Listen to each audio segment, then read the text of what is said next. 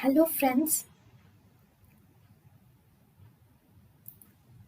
welcome to Creative Medicine.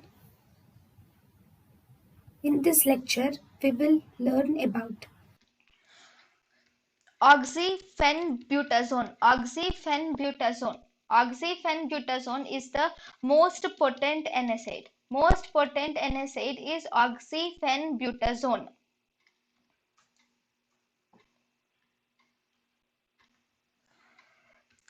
Phenylbutazone. Phenylbutazone. Phenylbutazone is the most toxic NSAID.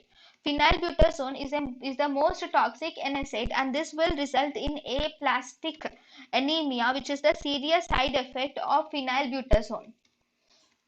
Ketorolac. Ketorolac has equal efficacy as that of morphine, and it is the first parenteral NSAID. And the long-term administration of ketorolac will result in nephrotoxicity.